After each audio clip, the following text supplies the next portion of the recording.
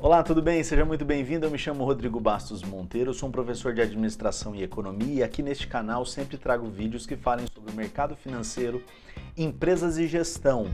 Neste vídeo aqui eu vou continuar um assunto super importante para mim profissionalmente e também como professor, que é a gestão de projetos. Eu já fiz a primeira parte desse vídeo falando especificamente do que é projeto e diferenciando projetos de outras iniciativas, então você pode ver o link aqui embaixo ou até clicar no card aqui em cima também, que você vai conseguir chegar naquele vídeo lá. Nesse aqui a gente vai falar especificamente do gerenciamento de projetos e vamos falar de duas áreas super importantes do gerenciamento de projetos, que são a área de gerenciamento de escopo e a área de gerenciamento do tempo. Tá interessado? Vem comigo. That's all right.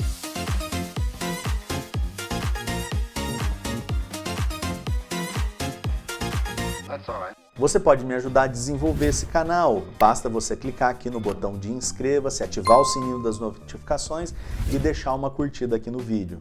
Existem várias maneiras de obter esse conhecimento de gerenciamento de projetos, não é obrigado usar o PMBOK, esse guia do conhecimento em gerenciamento de projetos, mas é o mais utilizado e é o mais completo, é o mais complexo, é o mais útil, eu diria, né? E o guia PMBOK, ele tem lá um conjunto de conhecimento em gerenciamento de projetos. E esse conjunto de conhecimento em gerenciamento de projetos é o reporte, né, que essa comunidade ao redor do PMI faz sobre gerenciamento de projetos nos 5 continentes. Você imagina que você tem gente do mundo inteiro estudando e fazendo projetos, né, de países desenvolvidos a subdesenvolvidos como nós, como a Índia, enfim, que estudam projetos. Tem gente brilhante em gerenciamento de projetos. No Brasil, eu podia citar aqui 10, 15 nomes de professores, que foram professores meus, de pessoas assim inacreditáveis, né? José Ângelo do Valle, Mauro Sotile, enfim, eu não vou nem falar mais, tá? Porque eu citei 2, não deveria ter falado, mas porque tem muitos. Se eu falei só esses 2, dá a impressão que só esses, mas não.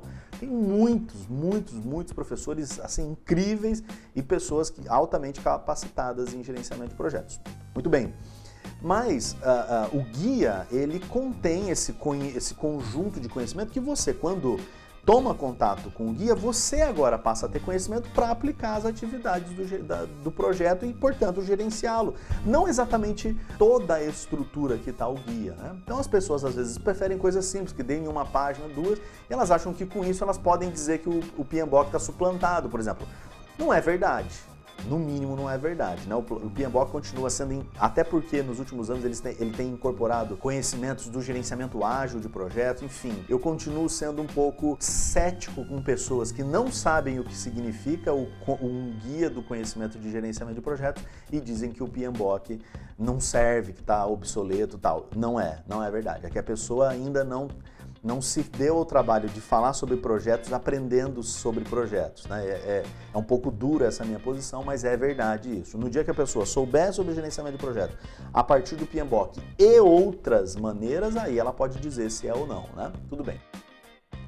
Então, gerenciar projetos inclui, mas não se limita, à identificação dos requisitos do projeto, né? Olha, quando a gente terminar o projeto, o que ele precisa ter? O que ele precisa ter apresentado? Precisa ter apresentado isso, tudo bem? Já ouviu aquela coisa, a gente quer do bom, do bonito, do barato, a melhor qualidade, com o menor preço, no menor prazo de entrega? Essas mágicas, assim, que existem na nossa cabeça, elas não existem de fato na vida real. Quando você vai entregar uma coisa, você quer fazer uma casa num padrão altíssimo de qualidade.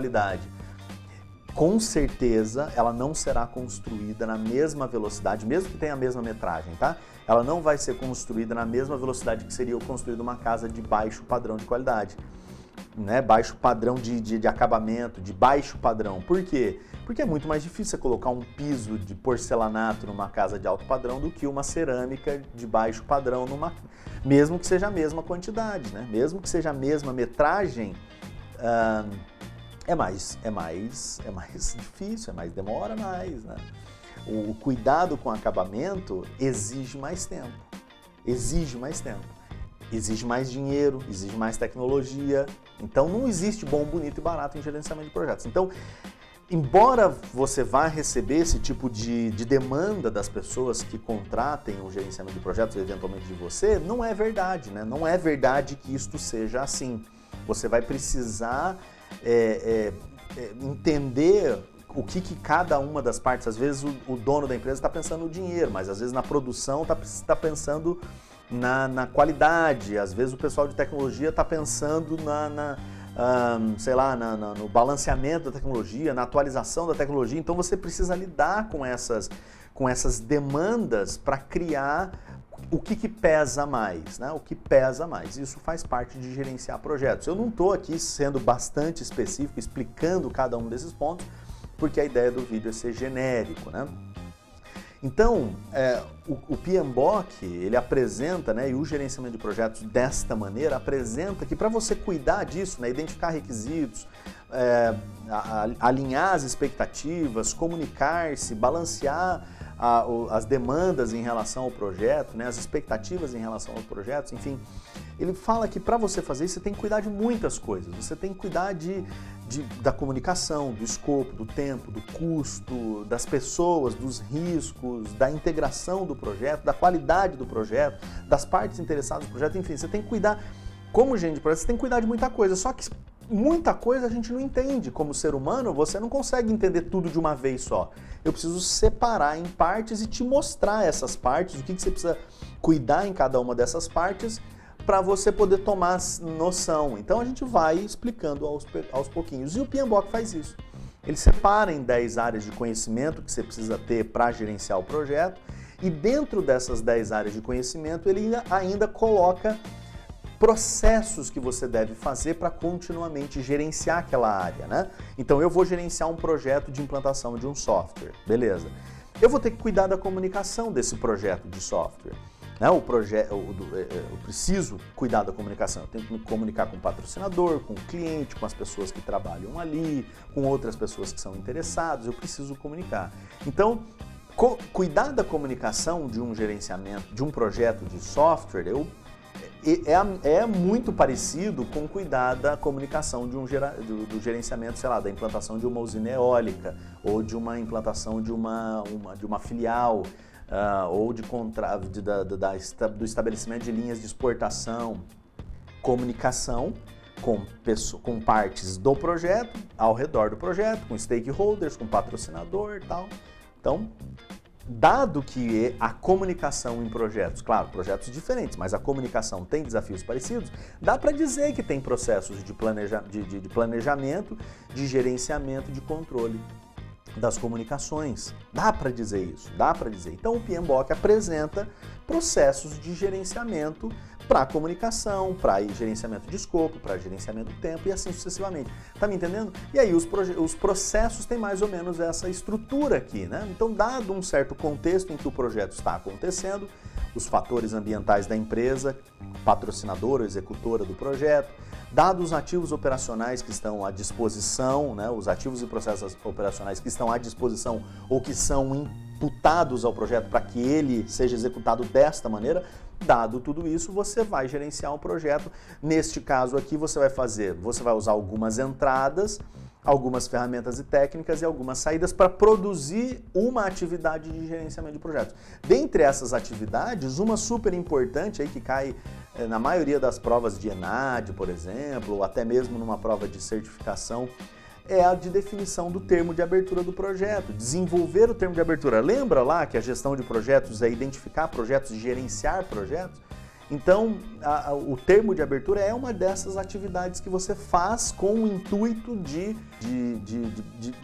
falar assim, ó, agora começou aqui o projeto, acabou o plano de negócio, acabou a ideia, acabou não sei o quê, começou o projeto aqui e a gente vai até entregar o quê? Entregar alguma coisa, entregar o que seja necessário para atender os requisitos do projeto, a necessidade do projeto, para o que o projeto foi estabelecido, né? Então, desenvolver um documento que formaliza, autoriza a existência de um projeto, dá ao gerente do projeto a autoridade necessária para aplicar os recursos organizacionais às atividades do projeto. Eu estou tirando isso aqui do PMBOK e estou dizendo, olha, tá vendo o que o PMBOK está dizendo que significa desenvolver um termo de abertura? Se você não tem um termo de abertura desenvolvido, você não tem a autoridade necessária para gerenciar os recursos do projeto. E se você não tiver a autoridade necessária, você de fato não está gerenciando. Ah não, lá na empresa a gente gerencia gerencia projeto, mas não tem termo de abertura, então você não gerencia, né? Não é você o gerente. Você trabalha no projeto, mas o gerente do projeto está em outro estilo, está em outro momento, né? É o gerente funcional, o gerente da área. E aí você vai ver que o PMBOK explica tudo isso. E às vezes as pessoas estão, eu estou estudando gerenciamento de projetos aqui na minha graduação, na minha pós, e lá na empresa é diferente, lá na empresa não tem isso aí. Lá na empresa tem, e o PMBOK explica, não é você que é o gerente, embora até você pode ter o nome de gerente, mas não é você o gerente é o gerente funcional, porque a tua estrutura é tradicional, a tua estrutura é funcional. Tá me entendendo? Então tudo bem. Então o PMBOK diz aqui que em empresas, quem vai ser o gerente de projeto é quem foi incumbido num termo de abertura. Esse termo de abertura pode seguir o que está estabelecido no PMBOK, mas pode ser feito dentro da empresa de outras maneiras. Pode ser feito um contrato, pode ser feito lá um contrato de prestação de serviço, pode ser feito um e-mail, né, do dono para o diretor, e o diretor é o gerente de projeto. Pode ser. Né? O diretor, entre outras coisas, é o responsável por aquele projeto. Pode ser, mas se for mais organizado, de acordo com o que preconiza o alto nível de conhecimento de gerenciamento de projetos, vai ter lá um termo de abertura. E este termo de abertura, a gente vai dizer que ele tem lá algumas entradas, como você viu lá no meu primeiro slide, né? Partiu de uma ideia, depois foi feito um plano de negócio, eventualmente, né, o que eles estão chamando aqui de especificações de trabalho, business case, acordos, fatores ambientais, os ativos de processos, que seriam aquele contexto. E aí você vai fazer uma opinião especializada, técnicas de facilitação, como ferramentas que você deve dominar para fazer o termo de abertura do projeto, e aí faz o termo de abertura. Você produz. Quando o termo de abertura é produzido pelo gerente de projeto, o patrocinador vai lá e assina, esse é o primeiro documento que fala para ele, olha, eu sou responsável agora, eu tenho autonomia e tenho responsabilidade sobre os recursos para chegar nisso aqui. Está definido, marcou, o patrocinador está contando que aquela pessoa vai de fato lidar com os recursos dentro do projeto. Essa liturgia ela é importante, porque se não tem isso, o patrocinador às vezes é quem vai querer dar um pitaco, vai querer gerenciar de fato o projeto, ou outras pessoas do projeto, ou você vai perder a centralização das comunicações, você vai perder uma certa unidade de execução, de planejamento, de análise do projeto. Se ele der muito certo, o dono que é o responsável, e se ele der muito errado, quem que é dono, né? Quem que é eu costumo brincar que filho feio não tem pai, né? Então, esse tipo de definição, para quem não entende nada de gerenciamento de projeto, dá a impressão que é uma mera formalidade. E para quem trabalha com gerenciamento de projeto, sabe que isso aqui é o fundamental para dizer, olha, eu fui instituído, tenho condições. Querem me destituir? Beleza, mas encerramos então, troquei de gerente de projeto, troquei de projeto e tal, mas o combinado era isso porque essas documentações são muito importantes para o histórico de uma empresa, para fins legais, para responsabilidades, né, sobre acidentes até mesmo, ou, enfim, responsabilidades legais de maneira geral aqui, né, para não me estender muito. Então, o termo de abertura de projetos é um dos processos que tem que ser feito. E esse processo está dentro da onde? Está dentro da integração de projetos. Então, integração de projetos é uma área dentre as 10 do gerenciamento de projetos que conta com processos, e esses processos são o conhecimento, a habilidade, as ferramentas, as técnicas que o gerente de projeto aplica às atividades do projeto para gerenciá-lo. Se ele não tiver o termo, ele não está gerenciando o projeto. Se ele não gerenciar as comunicações, ele não está gerenciando o projeto. Se ele não gerenciar o escopo, ele não está gerenciando o projeto. Se ele não gerenciar o tempo, ele não está gerenciando o projeto, as pessoas, os riscos, né? Enfim, os recursos, né, de maneira geral. Aqui eu coloquei pessoas, mas para falar a verdade, já me fazendo aqui a atualização, né, hoje em dia fala de recursos. Recursos humanos e outros são gerenciados no projeto. Então, todas essas áreas o gerente tem que saber como gerencia, quais são os processos, ferramentas, as técnicas, as melhores técnicas, para ele gerenciar essas atividades do projeto para que ele produza o que se espera que ele produza. Dentre essas diversas coisas, eu vou falar, porque eu também não posso fazer um vídeo aqui, né? Imagine que eu tive uma pós, por exemplo, de 432 horas para aprender sobre gerenciamento de projetos. Eu também trabalho agora, e também já trabalhei muito desde 2004, como eu disse no começo do vídeo, com projetos. Então não dá para, né, a gente apresentar tudo aqui para vocês. Eu estou fazendo um vídeo para diferenciar. Todas as vezes que uma pessoa fala, eu tô com um projeto aí, você não vai falar, não. Você não precisa corrigir a pessoa, mas ela não está com um projeto, ela está com uma ideia.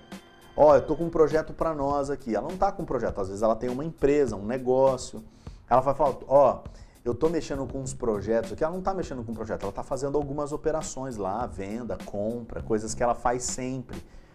Né? A palavra, eu fiz um projetinho aqui da nossa casa. Não, não fez um projeto, fez um desenho dentro do nosso contexto aqui. Todas essas palavras, projetos, elas confundem até mesmo professores que vão dar aula de gerenciamento de projetos, porque não se entende que projeto, do jeito que a gente está falando aqui, da gestão de projetos, é uma coisa que não é nenhuma outra coisa. É uma específica, né? Não se confunde. Tudo bem? Então é isso que eu estou tentando aqui. Quando você define o que você vai fazer, a gente vai fazer, sei lá, uma casa, né? Daqui a pouquinho eu vou dar um exemplo. Vou fazer uma casa. Uma casa é uma coisa muito grande. Então vamos dividir a casa em coisas a serem entregues, né? Essas coisas a serem entregues são os pacotes de trabalho. E esses pacotes de trabalho vão ser entregues em etapas, em fases, né? Então a estrutura analítica de projetos, sinteticamente, ela faz isso. Estrutura esse projeto casa, como é que ele vai ser feito? Em pacotes de trabalho e em fases, né? Então tá lá o projeto, tá aqui o projeto, as fases do projeto, eventualmente pode ter agrupamentos, como é esse caso aqui, e aí os pacotes de trabalho, né? As coisas que serão entregues naquele projeto. Um exemplo fica muito mais fácil, né? Então a gente tem uma casa lá, tem uma fase que é do gerenciamento, essa fase vai acontecer sempre, e aí eu tenho os desenhos, a construção, a decoração e a inauguração. São fases. Aí dentro desses desenhos lá eu tenho arquitetura, hidráulica, elétrica, paisagismo, a construção, tem a parte de terreno, fundações, alvenaria, instalações de acabamento, decoração, inauguração. Então eu tenho as fases e em cada uma dessas fases eu tenho essas partes que precisam ser entregues. Essas partes que precisam ser entregues. E aqui você veja que são substantivos porque de fato são coisas que eu vou entregar. E aí para entregar essas coisas eu preciso fazer algumas atividades, né? Então tá aqui, que é uma outra EAP, uma outra EAP, né? Festa, convidados, comida, local, logística, bebidas, saladas, pratos quentes. Então aqui são os pacotes de trabalho, bebidas. E aí dentro do pacote de trabalho bebidas tem algumas atividades. Então, tem uma diferença aqui. Uma coisa é você fazer a EAP, a estrutura analítica de projetos, que vai entregar os pacotes de trabalho e as fases que o projeto precisa ser feito.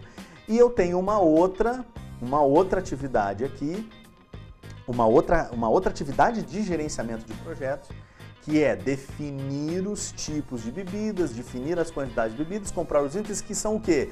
Que são as atividades que precisam ser feitas para o pacote bebida ser entregue. Isso daqui é lista de atividades.